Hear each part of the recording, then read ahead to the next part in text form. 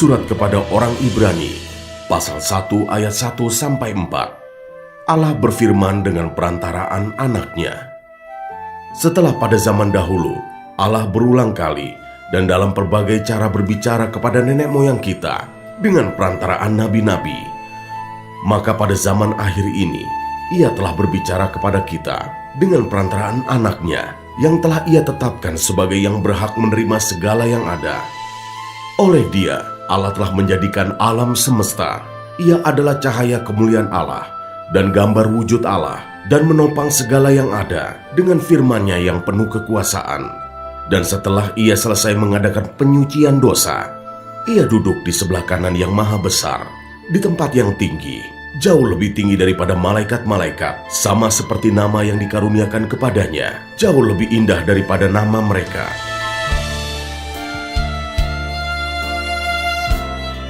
Ayat 5-14. Anak Allah lebih tinggi daripada malaikat-malaikat. Karena kepada siapakah di antara malaikat-malaikat itu pernah Ia katakan, "Anakku engkau telah kuperanakan pada hari ini, dan aku akan menjadi bapaknya, dan ia akan menjadi anakku." Dan ketika Ia membawa pula anaknya yang sulung ke dunia, Ia berkata, "Semua malaikat Allah harus menyembah Dia." Dan tentang malaikat-malaikat Ia berkata, "Yang membuat malaikat-malaikatnya menjadi badai, dan pelayan-pelayannya menjadi nyala api." Tetapi tentang anak Ia berkata, "Tahtamu, ya Allah, tetap untuk seterusnya dan selamanya, dan tongkat kerajaanmu adalah tongkat kebenaran. Engkau mencintai keadilan dan membenci kefasikan. Sebab itu Allahmu telah mengurapi engkau dengan minyak sebagai tanda kesukaan, melebihi teman-teman sekutumu. Dan pada mulanya, ya Tuhan, Engkau telah meletakkan dasar bumi, dan langit adalah buatan tangan-Mu. Semuanya itu akan binasa, tetapi Engkau tetap ada, dan semuanya itu akan menjadi usang seperti pakaian. Seperti jubah akan Engkau gulungkan mereka, dan seperti persalinan mereka akan diubah. Tetapi Engkau tetap sama, dan tahun-tahunmu tidak berkesudahan. Dan kepada siapakah di antara malaikat itu pernah Ia berkata, 'Duduklah di sebelah kananku, sampai kubuat musuh-musuhmu menjadi tumpuan kakimu'? Bukankah mereka semua adalah roh-roh yang melayani, yang diutus untuk melayani mereka yang harus memperoleh keselamatan?"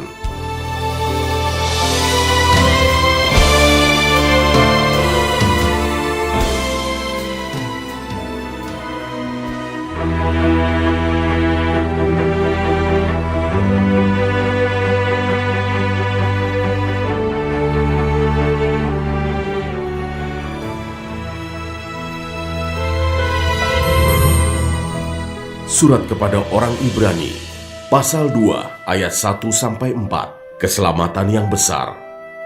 Karena itu harus lebih teliti kita memperhatikan apa yang telah kita dengar, supaya kita jangan hanyut di bawah arus. Sebab kalau firman yang dikatakan dengan perantaraan malaikat-malaikat tetap berlaku, dan setiap pelanggaran dan ketidaktaatan mendapat balasan yang setimpal, bagaimanakah kita akan luput jikalau kita menyia-nyiakan keselamatan yang sebesar itu, yang mula-mula diberitakan oleh Tuhan dan oleh mereka yang telah mendengarnya kepada kita dengan cara yang dapat dipercayai, sedangkan Allah meneguhkan kesaksian mereka oleh tanda-tanda dan mujizat-mujizat dan oleh berbagai-bagai pernyataan kekuasaan, dan karena Roh Kudus yang dibagi-bagikannya menurut kehendaknya.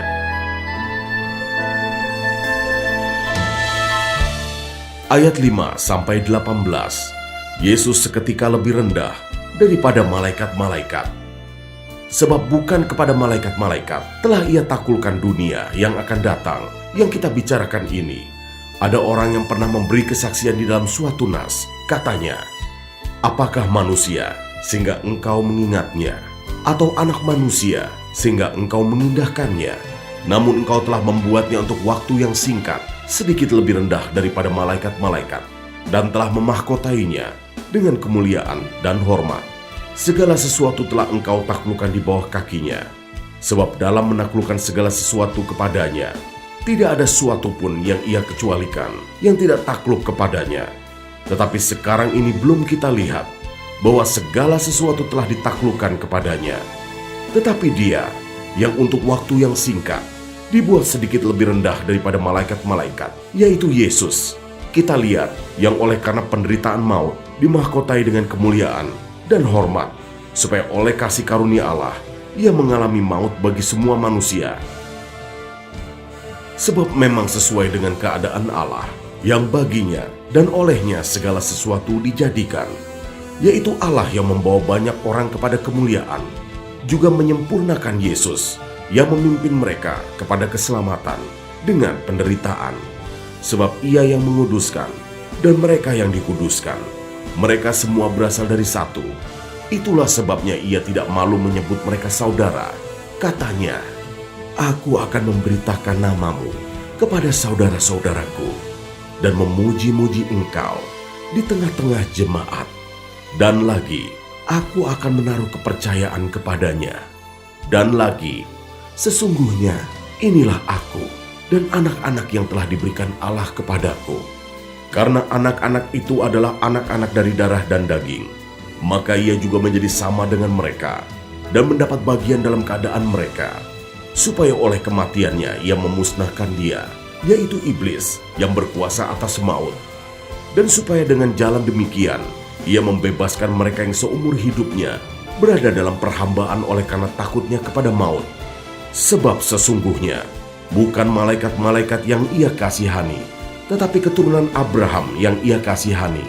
Itulah sebabnya, maka dalam segala hal Ia harus disamakan dengan saudara-saudaranya, supaya Ia menjadi imam besar yang menaruh belas kasihan dan yang setia kepada Allah untuk mendamaikan dosa seluruh bangsa. Sebab oleh karena Ia sendiri telah menderita karena pencobaan, maka Ia dapat menolong mereka yang dicobai."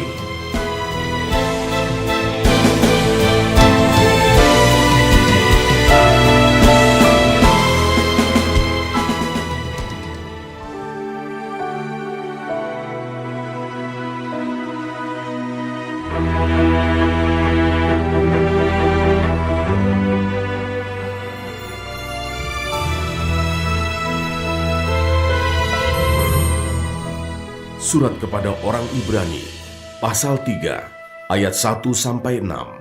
Yesus lebih tinggi dari Musa. Sebab itu, hai saudara-saudara yang kudus, yang mendapat bagian dalam panggilan sorgawi, pandanglah kepada Rasul dan Imam besar yang kita akui, yaitu Yesus, yang setia kepada Dia yang telah menetapkannya, sebagaimana Musa pun setia dalam segenap rumahnya. Sebab Ia dipandang layak mendapat kemuliaan lebih besar daripada Musa, sama seperti ahli bangunan, lebih dihormati daripada rumah yang dibangunnya. Sebab setiap rumah dibangun oleh seorang ahli bangunan, tetapi ahli bangunan segala sesuatu ialah Allah. Dan Musa memang setia dalam segenap rumah Allah, sebagai pelayan untuk memberi kesaksian tentang apa yang akan diberitakan kemudian.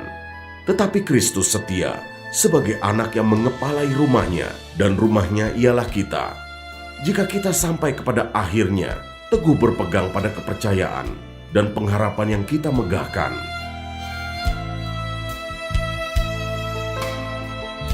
Ayat 7-19, binasa karena murtad. Sebab itu, seperti yang dikatakan Roh Kudus, pada hari ini, jika kamu mendengar suaranya, janganlah keraskan hatimu seperti dalam kegeraman pada waktu pencobaan di padang gurun, di mana nenek moyangmu mencobai aku dengan jalan menguji aku, sekalipun mereka melihat perbuatan-perbuatanku 40 tahun lamanya. Itulah sebabnya aku murka kepada angkatan itu dan berkata, selalu mereka sesat hati dan mereka tidak mengenal jalanku, sehingga aku bersumpah dalam murkaku, mereka takkan masuk ke tempat perhentianku. Waspadalah, hai saudara-saudara, supaya di antara kamu jangan terdapat seorang yang hatinya jahat dan yang tidak percaya oleh karena ia murtad dari Allah yang hidup. Tetapi nasihatilah seorang akan yang lain setiap hari, selama masih dapat dikatakan hari ini, supaya jangan ada di antara kamu yang menjadi tegar hatinya karena tipu daya dosa. Karena kita telah beroleh bagian di dalam Kristus, asal saja kita teguh berpegang sampai kepada akhirnya. pada keyakinan iman kita yang semula. Tetapi apabila pernah dikatakan, pada hari ini, jika kamu mendengar suaranya, janganlah keraskan hatimu seperti dalam kegeraman. Siapakah mereka yang membangkitkan amarah Allah, sekalipun mereka mendengar suaranya? Bukankah mereka semua yang keluar dari Mesir di bawah pimpinan Musa? Dan siapakah yang ia murkai 40 tahun lamanya? Bukankah mereka yang berbuat dosa dan yang mayatnya berkelimpangan di padang gurun? Dan siapakah yang telah ia sumpahi bahwa mereka takkan masuk ke tempat perhentiannya? Bukankah mereka yang tidak taat? Demikianlah kita lihat bahwa mereka tidak dapat masuk oleh karena ketidakpercayaan mereka.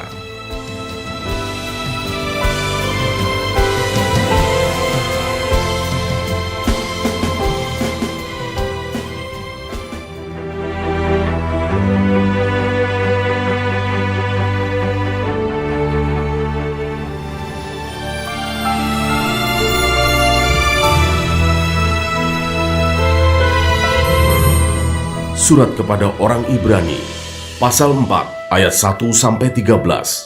Hari perhentian yang disediakan Allah.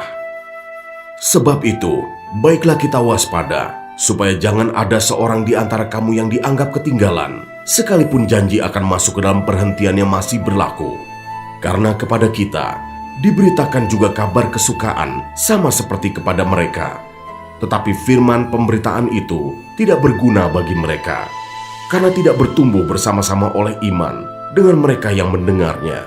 Sebab kita yang beriman akan masuk ke tempat perhentian seperti yang ia katakan. Sehingga aku bersumpah dalam murkaku, mereka takkan masuk ke tempat perhentianku, sekalipun pekerjaannya sudah selesai sejak dunia dijadikan. Sebab tentang hari ketujuh, pernah dikatakan dalam suatu nas, dan Allah berhenti pada hari ketujuh dari segala pekerjaannya. Dan dalam nas itu kita baca, mereka takkan masuk ke tempat perhentianku. Jadi sudah jelas bahwa ada sejumlah orang akan masuk ke tempat perhentian itu, sedangkan mereka yang kepadanya lebih dahulu diberitakan kabar kesukaan itu tidak masuk karena ketidaktaatan mereka. Sebab itu ia menetapkan pula suatu hari, yaitu hari ini, ketika ia setelah sekian lama berfirman dengan perantaraan Daud, seperti dikatakan di atas, pada hari ini, jika kamu mendengar suaranya, janganlah keraskan hatimu. Sebab, andai kata Yosua telah membawa mereka masuk ke tempat perhentian, pasti Allah tidak akan berkata-kata kemudian tentang suatu hari lain. Jadi masih tersedia suatu hari perhentian, hari ketujuh bagi umat Allah. Sebab barang siapa telah masuk ke tempat perhentiannya, ia sendiri telah berhenti dari segala pekerjaannya, sama seperti Allah berhenti dari pekerjaannya. Karena itu, baiklah kita berusaha untuk masuk ke dalam perhentian itu, supaya jangan seorang pun jatuh karena mengikuti contoh ketidaktaatan itu juga. Sebab firman Allah hidup dan kuat, dan lebih tajam daripada pedang bermata dua manapun. Ia menusuk amat dalam sampai memisahkan jiwa dan roh, sendi-sendi dan sumsum. Ia sanggup membedakan pertimbangan dan pikiran hati kita, dan tidak ada suatu makhluk pun yang tersembunyi di hadapannya. Sebab segala sesuatu telanjang dan terbuka di depan mata Dia, yang kepadanya kita harus memberikan pertanggungan jawab.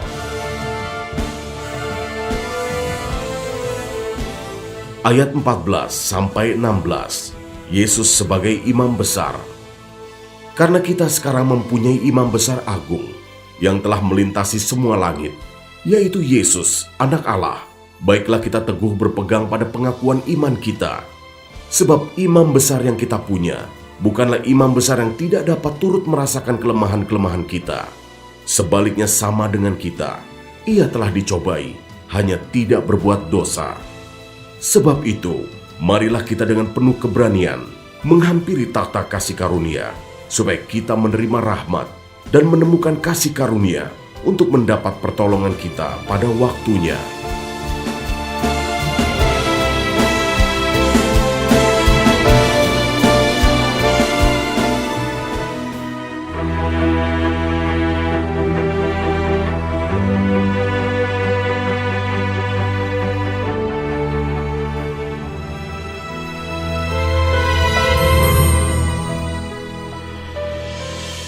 Surat kepada orang Ibrani, pasal 5 ayat 1-10. Sebab setiap imam besar yang dipilih dari antara manusia ditetapkan bagi manusia dalam hubungan mereka dengan Allah, supaya ia mempersembahkan persembahan dan korban karena dosa. Ia harus dapat mengerti orang-orang yang jahil dan orang-orang yang sesat, karena ia sendiri penuh dengan kelemahan, yang mengharuskannya untuk mempersembahkan korban karena dosa, bukan saja bagi umat, tetapi juga bagi dirinya sendiri. Dan tidak seorang pun yang mengambil kehormatan itu bagi dirinya sendiri, tetapi dipanggil untuk itu oleh Allah, seperti yang telah terjadi dengan Harun. Demikian pula Kristus tidak memuliakan dirinya sendiri dengan menjadi imam besar, tetapi dimuliakan oleh Dia yang berfirman kepadanya, "Anakku, engkau telah kuperanakan pada hari ini." Sebagaimana firman-Nya dalam suatu nas lain, "Engkau adalah imam untuk selama-lamanya, menurut peraturan Melkisedek." Dalam hidupnya sebagai manusia, ia telah mempersembahkan doa dan permohonan dengan ratap tangis dan keluhan kepada Dia yang sanggup menyelamatkannya dari maut. Dan karena kesalehannya, ia telah didengarkan. Dan sekalipun ia adalah anak, ia telah belajar menjadi taat dari apa yang telah dideritanya. Dan sesudah ia mencapai kesempurnaannya, ia menjadi pokok keselamatan yang abadi bagi semua orang yang taat kepadanya. Dan ia dipanggil menjadi imam besar oleh Allah menurut peraturan Melkisedek. Ayat 11-14, peringatan supaya jangan murtad. Tentang hal itu, banyak yang harus kami katakan, tetapi yang sukar untuk dijelaskan, karena kamu telah lamban dalam hal mendengarkan. Sebab sekalipun kamu ditinjau dari sudut waktu, sudah seharusnya menjadi pengajar. Kamu masih perlu lagi diajarkan asas-asas pokok dari pernyataan Allah, dan kamu masih memerlukan susu, bukan makanan keras. Sebab barang siapa masih memerlukan susu, ia tidak memahami ajaran tentang kebenaran, sebab ia adalah anak kecil. Tetapi makanan keras adalah untuk orang-orang dewasa, yang karena mempunyai panca indera yang terlatih untuk membedakan yang baik daripada yang jahat.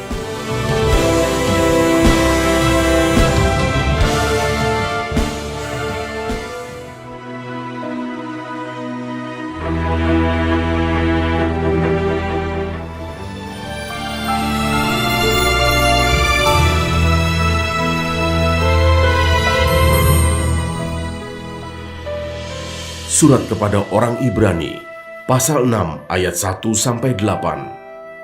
Sebab itu marilah kita tinggalkan asas-asas pertama dari ajaran tentang Kristus dan beralih kepada perkembangannya yang penuh. Janganlah kita meletakkan lagi dasar pertobatan dari perbuatan-perbuatan yang sia-sia dan dasar kepercayaan kepada Allah, yaitu ajaran tentang pelbagai pembaptisan, penumpangan tangan, kebangkitan orang-orang mati, dan hukuman kekal. Dan itulah yang akan kita perbuat jika Allah mengizinkannya. Sebab mereka yang pernah diterangi hatinya, yang pernah mengecap karunia sorgawi, dan yang pernah mendapat bagian dalam Roh Kudus, dan yang mengecap firman yang baik dari Allah, dan karunia-karunia dunia yang akan datang. Namun yang murtad lagi, tidak mungkin dibaharui sekali lagi sedemikian, hingga mereka bertobat, sebab mereka menyalibkan lagi anak Allah bagi diri mereka, dan menghinanya di muka umum. Sebab tanah yang menghisap air hujan yang sering turun ke atasnya, dan yang menghasilkan tumbuh-tumbuhan yang berguna bagi mereka yang mengerjakannya, menerima berkat dari Allah. Tetapi jikalau tanah itu menghasilkan semak duri dan rumput duri, tidaklah ia berguna dan sudah dekat pada kutuk yang berakhir dengan pembakaran.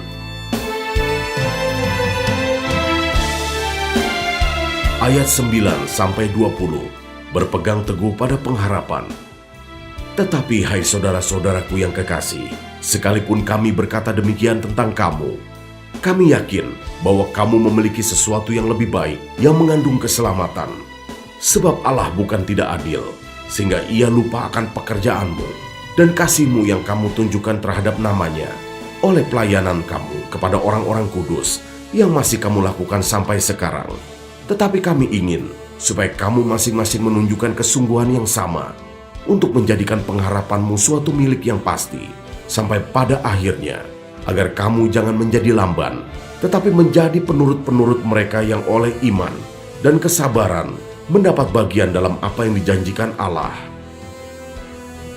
Sebab ketika Allah memberikan janjinya kepada Abraham, ia bersumpah demi dirinya sendiri, karena tidak ada orang yang lebih tinggi daripadanya. Katanya, sesungguhnya aku akan memberkati engkau berlimpah-limpah dan akan membuat engkau sangat banyak. Abraham menanti dengan sabar, dan dengan demikian ia memperoleh apa yang dijanjikan kepadanya. Sebab manusia bersumpah demi orang yang lebih tinggi, dan sumpah itu menjadi suatu pengokohan baginya yang mengakhiri segala bantahan. Karena itu, untuk lebih meyakinkan mereka yang berhak menerima janji itu akan kepastian putusannya, Allah telah mengikat dirinya dengan sumpah, supaya oleh dua kenyataan yang tidak berubah-ubah tentang mana Allah tidak mungkin berdusta, kita yang mencari perlindungan beroleh dorongan yang kuat untuk menjangkau pengharapan yang terletak di depan kita. Pengharapan itu adalah sauh yang kuat dan aman bagi jiwa kita yang telah dilabuhkan sampai ke belakang tabir, di mana Yesus telah masuk sebagai perintis bagi kita ketika ia, menurut peraturan Melkisedek, menjadi imam besar sampai selama-lamanya.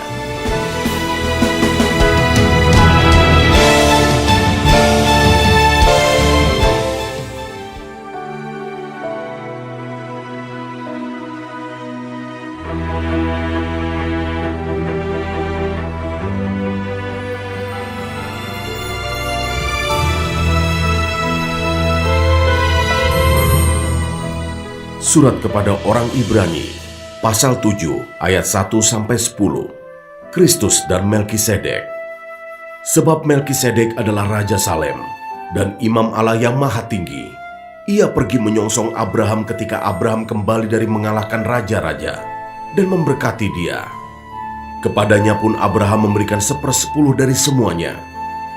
Menurut arti namanya, Melkisedek adalah pertama-tama Raja Kebenaran dan juga Raja Salem, yaitu Raja Damai Sejahtera. Ia tidak berbapa, tidak beribu, tidak bersilsilah, harinya tidak berawal, dan hidupnya tidak berkesudahan. Dan karena ia dijadikan sama dengan anak Allah, ia tetap menjadi imam sampai selama-lamanya. Camkanlah betapa besarnya orang itu, yang kepadanya Abraham, bapa leluhur kita, memberikan 1/10 dari segala rampasan yang paling baik. Dan mereka dari anak-anak Lewi, yang menerima jabatan imam, mendapat tugas menurut hukum Taurat untuk memungut persepuluhan dari umat Israel, yaitu dari saudara-saudara mereka, sekalipun mereka ini juga adalah keturunan Abraham. Tetapi Melkisedek, yang bukan keturunan mereka, memungut persepuluhan dari Abraham dan memberkati dia, walaupun ia adalah pemilik janji. Memang tidak dapat disangkal bahwa yang lebih rendah diberkati oleh yang lebih tinggi. Dan di sini manusia-manusia fana menerima persepuluhan, dan di sana ia, yang tentang dia diberi kesaksian bahwa ia hidup. Maka dapatlah dikatakan bahwa dengan perantaran Abraham dipungut juga persepuluhan dari Lewi, yang berhak menerima persepuluhan, sebab ia masih berada dalam tubuh bapa leluhurnya ketika Melkisedek menyongsong bapa leluhurnya itu.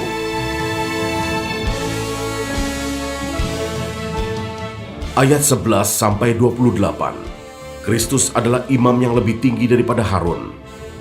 Karena itu, andai kata oleh imamat Lewi telah tercapai kesempurnaan, sebab karena imamat itu, umat Israel telah menerima Taurat. Apakah sebabnya masih perlu seorang lain ditetapkan menjadi imam besar menurut peraturan Melkisedek, dan yang tentang dia tidak dikatakan menurut peraturan Harun? Sebab, jikalau imamat berubah, dengan sendirinya akan berubah pula hukum Taurat itu. Sebab ia yang dimaksudkan di sini termasuk suku lain. Dari suku ini tidak ada seorang pun yang pernah melayani di mezbah. Sebab telah diketahui semua orang bahwa Tuhan kita berasal dari suku Yehuda. Dan mengenai suku itu, Musa tidak pernah mengatakan suatu apapun tentang imam-imam. Dan hal itu jauh lebih nyata lagi jikalau ditetapkan seorang imam lain menurut cara Melkisedek, yang menjadi imam bukan berdasarkan peraturan-peraturan manusia, tetapi berdasarkan hidup yang tidak dapat binasa. Sebab tentang dia diberi kesaksian, engkau adalah imam untuk selama-lamanya, menurut peraturan Melkisedek. Memang suatu hukum yang dikeluarkan dahulu dibatalkan, kalau hukum itu tidak mempunyai kekuatan, dan karena itu tidak berguna. Sebab hukum Taurat sama sekali tidak membawa kesempurnaan, tetapi sekarang ditimbulkan pengharapan yang lebih baik, yang mendekatkan kita kepada Allah. Dan sama seperti hal ini tidak terjadi tanpa sumpah. Memang mereka telah menjadi imam tanpa sumpah, tetapi ia dengan sumpah diucapkan oleh Dia yang berfirman kepadanya, Tuhan telah bersumpah, dan ia tidak akan menyesal. Engkau adalah imam untuk selama-lamanya. Demikian pula Yesus adalah jaminan dari suatu perjanjian yang lebih kuat. Dan dalam jumlah yang besar mereka telah menjadi imam, karena mereka dicegah oleh maut untuk tetap menjabat imam. Tetapi karena ia tetap selama-lamanya, imamatnya tidak dapat beralih kepada orang lain. Karena itu ia sanggup juga menyelamatkan dengan sempurna semua orang yang oleh Dia datang kepada Allah, sebab ia hidup senantiasa untuk menjadi pengantara mereka. Sebab imam besar yang demikianlah yang kita perlukan, yaitu yang saleh, tanpa salah, tanpa noda, yang terpisah dari orang-orang berdosa, dan lebih tinggi daripada tingkat-tingkat sorga, yang tidak seperti imam-imam besar lain, yang setiap hari harus mempersembahkan korban untuk dosanya sendiri, dan sesudah itu barulah untuk dosa umatnya, sebab hal itu telah dilakukannya satu kali untuk selama-lamanya, ketika ia mempersembahkan dirinya sendiri sebagai korban. Sebab hukum Taurat menetapkan orang-orang yang diliputi kelemahan menjadi imam besar, tetapi sumpah yang diucapkan kemudian daripada hukum Taurat menetapkan anak yang telah menjadi sempurna sampai selama-lamanya.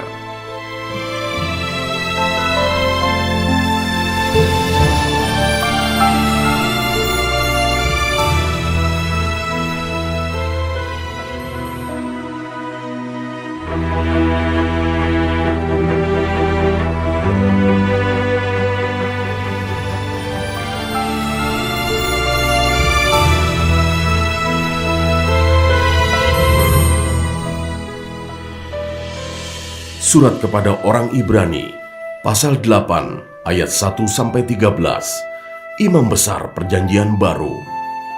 Inti segala yang kita bicarakan itu ialah, kita mempunyai imam besar yang demikian, yang duduk di sebelah kanan tahta yang maha besar di sorga, dan yang melayani ibadah di tempat kudus, yaitu di dalam kemah sejati, yang didirikan oleh Tuhan, dan bukan oleh manusia. Sebab setiap imam besar ditetapkan untuk mempersembahkan korban, dan persembahan, dan karena itu Yesus perlu mempunyai sesuatu untuk dipersembahkan. Sekiranya ia di bumi ini, ia sama sekali tidak akan menjadi imam, karena di sini telah ada orang-orang yang mempersembahkan persembahan menurut hukum Taurat. Pelayanan mereka adalah gambaran dan bayangan dari apa yang ada di sorga, sama seperti yang diberitahukan kepada Musa ketika ia hendak mendirikan kemah. Ingatlah, demikian firman-Nya, bahwa engkau membuat semuanya itu menurut contoh yang telah ditunjukkan kepadamu di atas gunung itu. Tetapi sekarang ia telah mendapat suatu pelayanan yang jauh lebih agung, karena ia menjadi pengantara dari perjanjian yang lebih mulia, yang didasarkan atas janji yang lebih tinggi. Sebab sekiranya perjanjian yang pertama itu tidak bercacat, tidak akan dicari lagi tempat untuk yang kedua, sebab ia menegur mereka ketika ia berkata, sesungguhnya akan datang waktunya, demikianlah firman Tuhan, aku akan mengadakan perjanjian baru dengan kaum Israel dan dengan kaum Yehuda, bukan seperti perjanjian yang telah kuadakan dengan nenek moyang mereka, pada waktu aku memegang tangan mereka untuk membawa mereka keluar dari tanah Mesir, sebab mereka tidak setia kepada perjanjianku, dan aku menolak mereka. Demikianlah firman Tuhan. Maka inilah perjanjian yang kuadakan dengan kaum Israel. Sesudah waktu itu, demikianlah firman Tuhan, aku akan menaruh hukumku dalam akal budi mereka, dan menuliskannya dalam hati mereka. Maka aku akan menjadi Allah mereka, dan mereka akan menjadi umatku. Dan mereka tidak akan mengajar lagi sesama warganya, atau sesama saudaranya dengan mengatakan, kenalah Tuhan, sebab mereka semua, besar kecil, akan mengenal aku, sebab aku akan menaruh belas kasihan terhadap kesalahan mereka, dan tidak lagi mengingat dosa-dosa mereka. Oleh karena ia berkata-kata tentang perjanjian yang baru, ia menyatakan yang pertama sebagai perjanjian yang telah menjadi tua, dan apa yang telah menjadi tua dan usang telah dekat kepada kemusnahannya.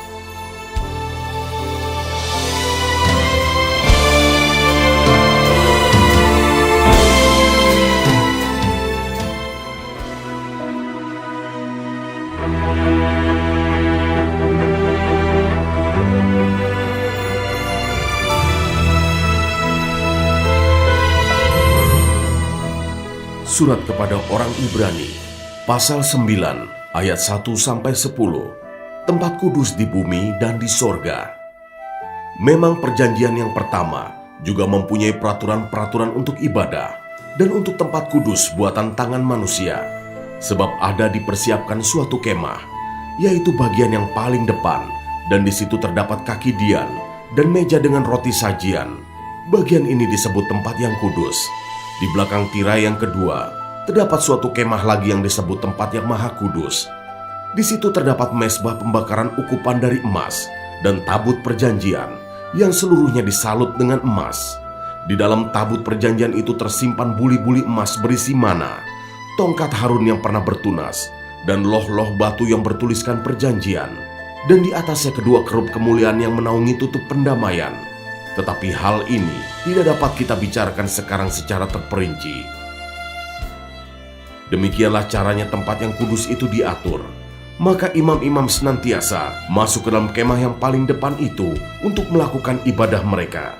Tetapi ke dalam kemah yang kedua, hanya imam besar saja yang masuk sekali setahun, dan harus dengan darah yang ia persembahkan karena dirinya sendiri, dan karena pelanggaran-pelanggaran yang dibuat oleh umatnya dengan tidak sadar. Dengan ini Roh Kudus menyatakan bahwa jalan ke tempat yang kudus itu belum terbuka selama kemah yang pertama itu masih ada. Itu adalah kiasan masa sekarang. Sesuai dengan itu dipersembahkan korban dan persembahan yang tidak dapat menyempurnakan mereka yang mempersembahkannya menurut hati nurani mereka. Karena semuanya itu, di samping makanan minuman dan berbagai macam pembasuhan, hanyalah peraturan-peraturan untuk hidup insani yang hanya berlaku sampai tibanya waktu pembaharuan.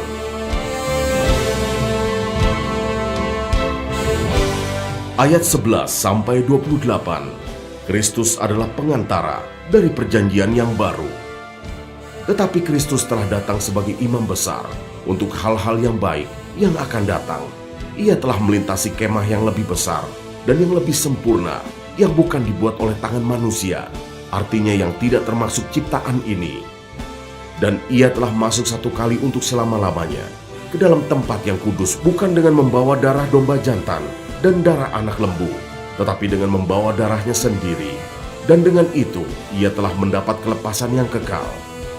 Sebab jika darah domba jantan dan darah lembu jantan dan percikan abu lembu muda menguduskan mereka yang najis, sehingga mereka disucikan secara lahiriah, betapa lebihnya darah Kristus yang oleh Roh yang kekal telah mempersembahkan dirinya sendiri kepada Allah sebagai persembahan yang tak bercacat, akan menyucikan hati nurani kita dari perbuatan-perbuatan yang sia-sia, supaya kita dapat beribadah kepada Allah yang hidup. Karena itu, ia adalah pengantara dari suatu perjanjian yang baru, supaya mereka yang telah terpanggil dapat menerima bagian kekal yang dijanjikan. Sebab ia telah mati untuk menebus pelanggaran-pelanggaran yang telah dilakukan selama perjanjian yang pertama. Sebab di mana ada wasiat, di situ harus diberitahukan tentang kematian pembuat wasiat itu. Karena suatu wasiat barulah sah kalau pembuat wasiat itu telah mati, sebab ia tidak berlaku selama pembuat wasiat itu masih hidup. Itulah sebabnya, maka perjanjian yang pertama tidak disahkan tanpa darah. Sebab sesudah Musa memberitahukan semua perintah hukum Taurat kepada seluruh umat, ia mengambil darah anak lembu dan darah domba jantan, serta air dan bulu merah dan hisop, lalu memerciki kitab itu sendiri dan seluruh umat, sambil berkata, "Inilah darah perjanjian yang ditetapkan Allah bagi kamu." Dan juga kemah dan semua alat untuk ibadah dipercikinya secara demikian dengan darah. Dan hampir segala sesuatu disucikan menurut hukum Taurat dengan darah, dan tanpa penumpahan darah tidak ada pengampunan.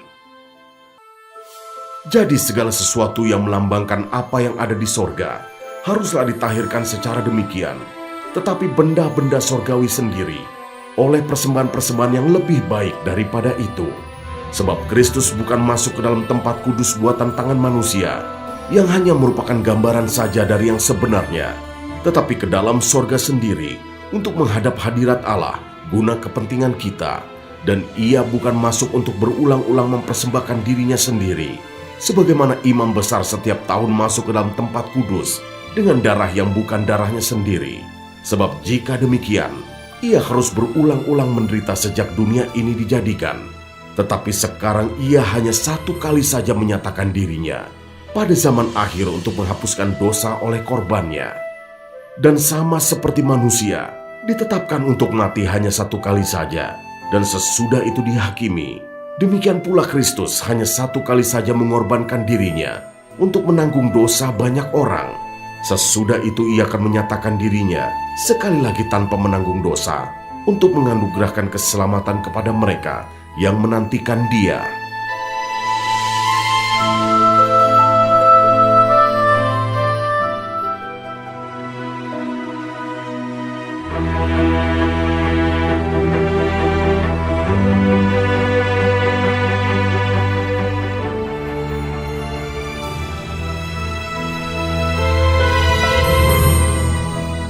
Surat kepada orang Ibrani, pasal 10, ayat 1-18, persembahan yang sempurna.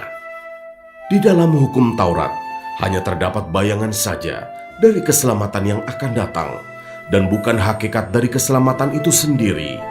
Karena itu dengan korban yang sama, yang setiap tahun terus-menerus dipersembahkan, hukum Taurat tidak mungkin menyempurnakan mereka yang datang mengambil bagian di dalamnya. Sebab jika hal itu mungkin, pasti orang tidak mempersembahkan korban lagi, sebab mereka yang melakukan ibadah itu tidak sadar lagi akan dosa setelah disucikan sekali untuk selama-lamanya.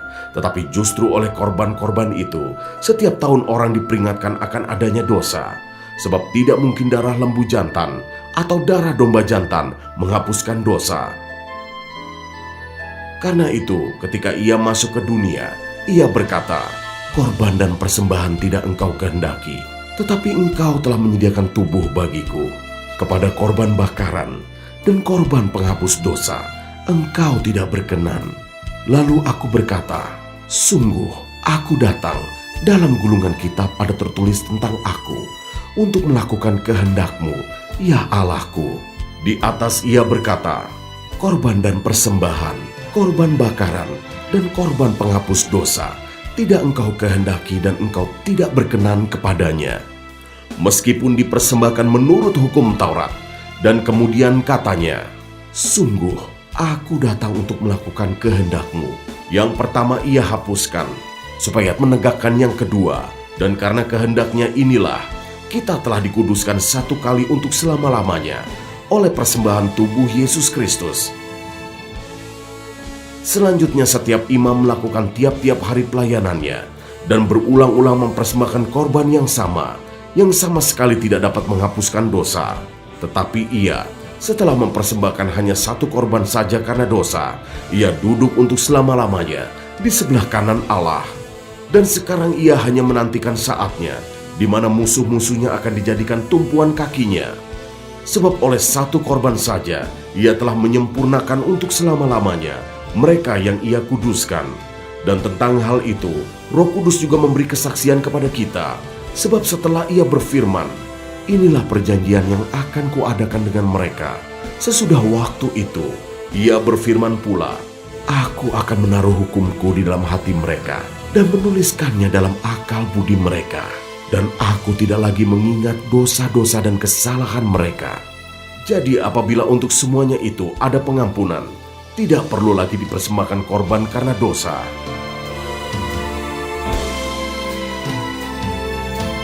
Ayat 19-39, ketekunan. Jadi, saudara-saudara, oleh darah Yesus kita sekarang penuh keberanian dapat masuk ke dalam tempat kudus, karena ia telah membuka jalan yang baru dan yang hidup bagi kita melalui tabir, yaitu dirinya sendiri. Dan kita mempunyai seorang imam besar sebagai kepala rumah Allah. Karena itu marilah kita menghadap Allah dengan hati yang tulus ikhlas dan keyakinan iman yang teguh. Oleh karena hati kita telah dibersihkan dari hati nurani yang jahat, dan tubuh kita telah dibasuh dengan air yang murni. Marilah kita teguh berpegang pada pengakuan tentang pengharapan kita, sebab Ia yang menjanjikannya setia. Dan marilah kita saling memperhatikan supaya kita saling mendorong dalam kasih dan dalam pekerjaan baik.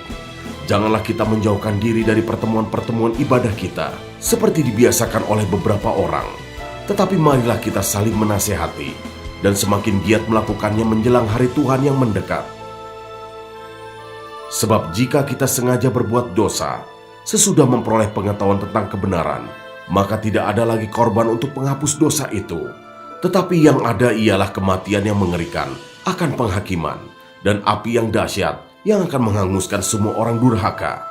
Jika ada orang yang menolak hukum Musa, ia dihukum mati tanpa belas kasihan atas keterangan 2 atau 3 orang saksi. Betapa lebih beratnya hukuman yang harus dijatuhkan atas dia yang menginjak-injak anak Allah, yang menganggap najis darah perjanjian yang menguduskannya, dan yang menghina roh kasih karunia. Sebab kita mengenal Dia yang berkata, "Pembalasan adalah Hakku, Akulah yang akan menuntut pembalasan." Dan lagi, Tuhan akan menghakimi umat-Nya. Ngeri benar kalau jatuh ke dalam tangan Allah yang hidup. Ingatlah akan masa yang lalu, sesudah kamu menerima terang. Kamu banyak menderita oleh karena kamu bertahan dalam perjuangan yang berat. Baik waktu kamu dijadikan tontonan oleh cercaan dan penderitaan, maupun waktu kamu mengambil bagian dalam penderitaan mereka yang diperlakukan sedemikian. Memang kamu telah turut mengambil bagian dalam penderitaan orang-orang hukuman, dan ketika harta kamu dirampas, kamu menerima hal itu dengan sukacita, sebab kamu tahu bahwa kamu memiliki harta yang lebih baik dan yang lebih menetap sifatnya. Sebab itu, janganlah kamu melepaskan kepercayaanmu, karena besar upah yang menantinya. Sebab kamu memerlukan ketekunan, supaya sesudah kamu melakukan kehendak Allah, kamu memperoleh apa yang dijanjikan itu. Sebab sedikit, bahkan sangat sedikit waktu lagi, dan Ia yang akan datang sudah akan ada, tanpa menangguhkan kedatangannya. Tetapi orangku yang benar akan hidup oleh iman, dan apabila ia mengundurkan diri, maka aku tidak berkenan kepadanya. Tetapi kita bukanlah orang-orang yang mengundurkan diri dan binasa, tetapi orang-orang yang percaya dan yang beroleh hidup.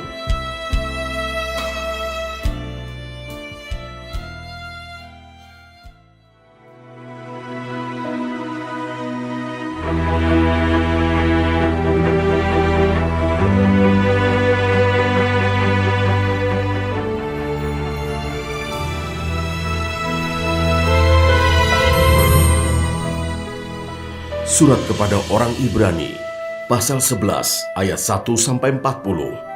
Saksi-saksi iman. Iman adalah dasar dari segala sesuatu yang kita harapkan dan bukti dari segala sesuatu yang tidak kita lihat. Sebab oleh imanlah telah diberikan kesaksian kepada nenek moyang kita. Karena iman kita mengerti bahwa alam semesta telah dijadikan oleh firman Allah, sehingga apa yang kita lihat telah terjadi dari apa yang tidak dapat kita lihat. Karena iman, Habel telah mempersembahkan kepada Allah korban yang lebih baik daripada korban Kain. Dengan jalan itu, ia memperoleh kesaksian kepadanya bahwa ia benar, karena Allah berkenan akan persembahannya itu, dan karena iman ia masih berbicara sesudah ia mati. Karena iman Henokh terangkat, supaya ia tidak mengalami kematian, dan ia tidak ditemukan, karena Allah telah mengangkatnya. Sebab sebelum ia terangkat, ia memperoleh kesaksian bahwa ia berkenan kepada Allah. Tetapi tanpa iman tidak mungkin orang berkenan kepada Allah. Sebab barang siapa berpaling kepada Allah, ia harus percaya bahwa Allah ada, dan bahwa Allah memberi upah kepada orang yang sungguh-sungguh mencari Dia. Karena iman, maka Nuh dengan petunjuk Allah tentang sesuatu yang belum kelihatan, dengan taat mempersiapkan bahtera untuk menyelamatkan keluarganya. Dan karena iman itu, ia menghukum dunia, dan ia ditentukan untuk menerima kebenaran sesuai dengan imannya. Karena iman Abraham taat ketika ia dipanggil untuk berangkat ke negeri yang akan diterimanya menjadi milik pusakanya. Lalu ia berangkat dengan tidak mengetahui tempat yang ia tujui. Karena iman ia diam di tanah yang dijanjikan itu seolah-olah di suatu tanah asing. Dan di situ ia tinggal di kemah dengan Ishak dan Yakub, yang turut menjadi ahli waris janji yang satu itu. Sebab ia menanti-nantikan kota yang mempunyai dasar, yang direncanakan dan dibangun oleh Allah. Karena iman ia juga dan Sarah beroleh kekuatan untuk menurunkan anak cucu, walaupun usianya sudah lewat. Karena ia menganggap Dia yang memberikan janji itu setia. Itulah sebabnya, maka dari satu orang, Malahan orang yang telah mati pucuk terpancar keturunan besar seperti bintang di langit dan seperti pasir di tepi laut yang tidak terhitung banyaknya. Dalam iman, mereka semua ini telah mati sebagai orang-orang yang tidak memperoleh apa yang dijanjikan itu, tetapi yang hanya dari jauh melihatnya dan melambai-lambai kepadanya, dan yang mengakui bahwa mereka adalah orang asing dan pendatang di bumi ini. Sebab mereka yang berkata demikian menyatakan bahwa mereka dengan rindu mencari suatu tanah air, dan kalau sekiranya dalam hal itu mereka ingat akan tanah asal yang telah mereka tinggalkan, maka mereka cukup mempunyai kesempatan untuk pulang ke situ. Tetapi sekarang mereka merindukan tanah air yang lebih baik, yaitu satu tanah air sorgawi. Sebab itu Allah tidak malu disebut Allah mereka, karena Ia telah mempersiapkan sebuah kota bagi mereka. Karena iman, maka Abraham tatkala ia dicobai mempersembahkan Ishak. Ia yang telah menerima janji itu rela mempersembahkan anaknya yang tunggal, walaupun kepadanya telah dikatakan, keturunan yang berasal dari Ishaklah yang akan disebut keturunanmu. Karena ia berpikir bahwa Allah berkuasa membangkitkan orang-orang sekalipun dari antara orang mati, dan dari sana ia seakan-akan telah menerimanya kembali. Karena iman, maka Ishak sambil memandang jauh ke depan memberikan berkatnya kepada Yakub dan Esau. Karena iman, maka Yakub ketika hampir waktunya akan mati memberkati kedua anak Yusuf, lalu menyembah sambil bersandar pada kepala tongkatnya. Karena iman, maka Yusuf menjelang matinya memberitakan tentang keluarnya orang-orang Israel dan memberi pesan tentang tulang belulangnya. Karena iman, maka Musa setelah ia lahir disembunyikan selama 3 bulan oleh orang tuanya, karena mereka melihat bahwa anak itu elok rupanya dan mereka tidak takut akan perintah raja. Karena iman, maka Musa setelah dewasa menolak disebut anak putri Firaun, karena ia lebih suka menderita sengsara dengan umat Allah daripada untuk sementara menikmati kesenangan dari dosa. Ia menganggap penghinaan karena Kristus sebagai kekayaan yang lebih besar daripada semua harta Mesir, sebab pandangannya ia arahkan kepada upah. Karena iman, maka ia telah meninggalkan Mesir dengan tidak takut akan murka raja. Ia bertahan sama seperti ia melihat apa yang tidak kelihatan. Karena iman, maka ia mengadakan Paskah dan pemercikan darah, supaya pembinasa anak-anak sulung jangan menyentuh mereka. Karena iman, maka mereka telah melintasi Laut Merah, sama seperti melintasi tanah kering, sedangkan orang-orang Mesir tenggelam ketika mereka mencobanya juga. Karena iman, maka runtuhlah tembok-tembok Yeriko setelah kota itu dikelilingi 7 hari lamanya. Karena iman, maka Rahab, perempuan sundal itu, tidak turut binasa bersama-sama dengan orang-orang durhaka, karena ia telah menyambut pengintai-pengintai itu dengan baik. Dan apakah lagi yang harus aku sebut? Sebab aku akan kekurangan waktu. Apabila aku hendak menceritakan tentang Gideon, Barak, Simson, Yefta, Daud dan Samuel dan para nabi, yang karena iman telah menaklukkan kerajaan-kerajaan, mengamalkan kebenaran, memperoleh apa yang dijanjikan, menutup mulut singa-singa, memadamkan api yang dahsyat. Mereka telah luput dari mata pedang, telah beroleh kekuatan dalam kelemahan, telah menjadi kuat dalam peperangan, dan telah memukul mundur pasukan-pasukan tentara asing. Ibu-ibu telah menerima kembali orang-orang yang telah mati, sebab dibangkitkan. Tetapi orang-orang lain membiarkan dirinya disiksa dan tidak mau menerima pembebasan, supaya mereka beroleh kebangkitan yang lebih baik. Ada pula yang diejek dan didera, bahkan yang dibelenggu dan dipenjarakan. Mereka dilempari, digergaji, dibunuh dengan pedang. Mereka mengembara dengan berpakaian kulit domba dan kulit kambing sambil menderita kekurangan, kesesakan dan siksaan. Dunia ini tidak layak bagi mereka. Mereka mengembara di padang gurun dan di pegunungan, dalam gua-gua dan celah-celah gunung. Dan mereka semua tidak memperoleh apa yang dijanjikan itu, sekalipun iman mereka telah memberikan kepada mereka suatu kesaksian yang baik. Sebab Allah telah menyediakan sesuatu yang lebih baik bagi kita. Tanpa kita, mereka tidak dapat sampai kepada kesempurnaan.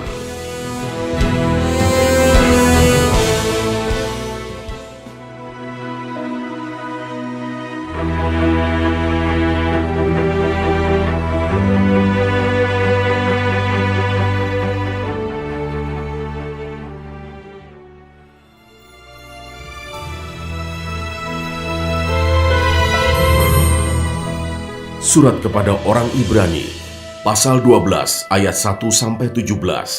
Nasihat supaya bertekun dalam iman.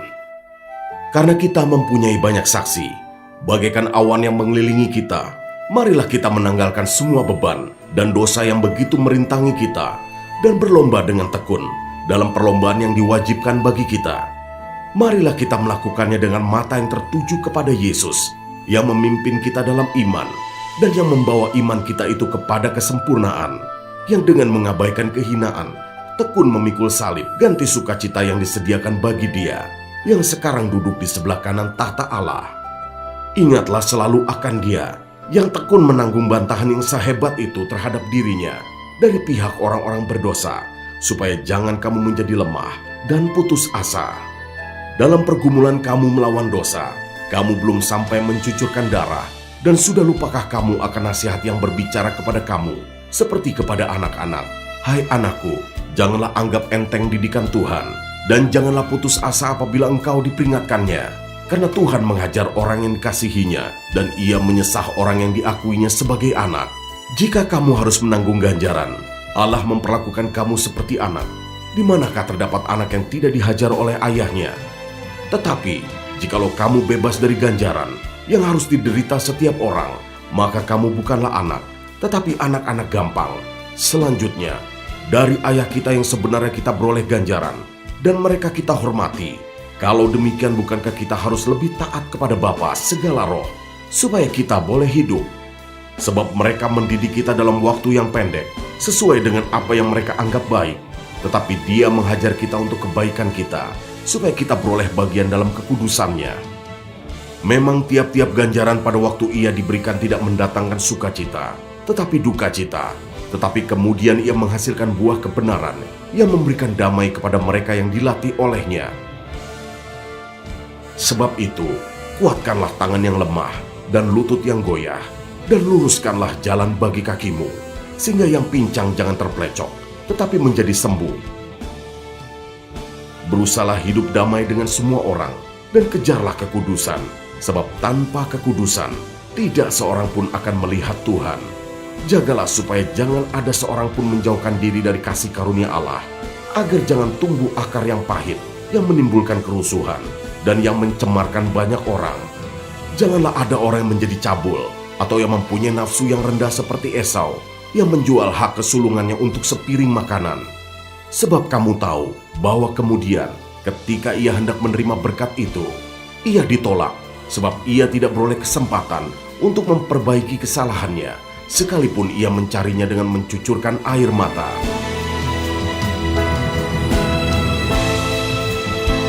Ayat 18-29, tanggung jawab yang berat. Sebab kamu tidak datang kepada gunung yang dapat disentuh, dan api yang menyala-nyala, kepada kekelaman, kegelapan, dan angin badai, kepada bunyi sangkakala, dan bunyi suara yang membuat mereka yang mendengarnya memohon, supaya jangan lagi berbicara kepada mereka, sebab mereka tidak tahan mendengar perintah ini. Bahkan jika binatang pun yang menyentuh gunung, ia harus dilempari dengan batu. Dan sangat mengerikan pemandangan itu, sehingga Musa berkata, "Aku sangat ketakutan dan sangat gemetar."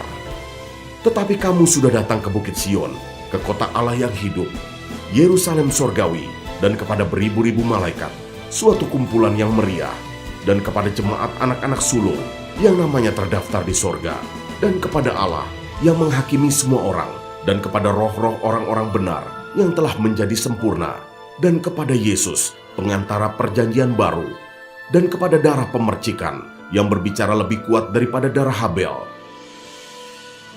Jagalah supaya kamu jangan menolak Dia yang berfirman. Sebab jikalau mereka yang menolak Dia yang menyampaikan firman Allah di bumi tidak luput, apalagi kita, jika kita berpaling dari Dia yang berbicara dari sorga.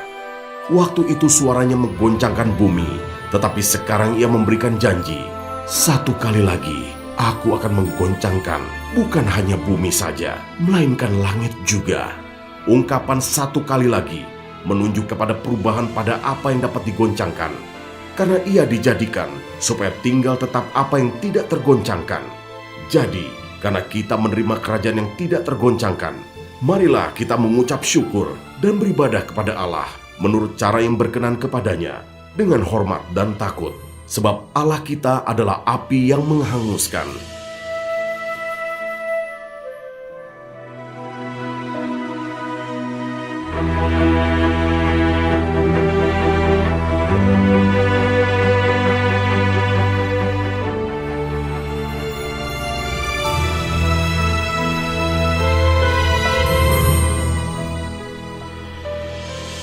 Surat kepada orang Ibrani, pasal 13 ayat 1-25, nasihat dan doa selamat. Peliharalah kasih persaudaraan. Jangan kamu lupa memberi tumpangan kepada orang, sebab dengan berbuat demikian, beberapa orang dengan tidak diketahuinya telah menjamu malaikat-malaikat. Ingatlah akan orang-orang hukuman, karena kamu sendiri juga adalah orang-orang hukuman. Dan ingatlah akan orang-orang yang diperlakukan sewenang-wenang, karena kamu sendiri juga masih hidup di dunia ini. Hendaklah kamu semua penuh hormat terhadap perkawinan, dan janganlah kamu mencemarkan tempat tidur, sebab orang-orang sundal dan pezinah akan dihakimi Allah. Janganlah kamu menjadi hamba uang, dan cukupkanlah dirimu dengan apa yang ada padamu, karena Allah telah berfirman, "Aku sekali-kali tidak akan membiarkan engkau, dan aku sekali-kali tidak akan meninggalkan engkau." Sebab itu dengan yakin kita dapat berkata, "Tuhan adalah penolongku, aku tidak akan takut. Apakah yang dapat dilakukan manusia terhadap aku?" Ingatlah akan pemimpin-pemimpin kamu yang telah menyampaikan firman Allah kepadamu. Perhatikanlah akhir hidup mereka, dan contohlah iman mereka. Yesus Kristus tetap sama, baik kemarin maupun hari ini, dan sampai selama-lamanya. Janganlah kamu disesatkan oleh berbagai-bagai ajaran asing, sebab yang baik ialah bahwa hati kamu diperkuat dengan kasih karunia, dan bukan dengan berbagai makanan yang tidak memberi faedah kepada mereka yang menuruti aturan-aturan makanan macam itu. Kita mempunyai suatu mezbah, dan orang-orang yang melayani kemah tidak boleh makan dari apa yang di dalamnya, karena tubuh binatang-binatang yang darahnya dibawa masuk ke tempat kudus oleh imam besar sebagai korban penghapus dosa dibakar di luar perkemahan. Itu jugalah sebabnya Yesus telah menderita di luar pintu gerbang untuk memunduskan umatnya dengan darahnya sendiri.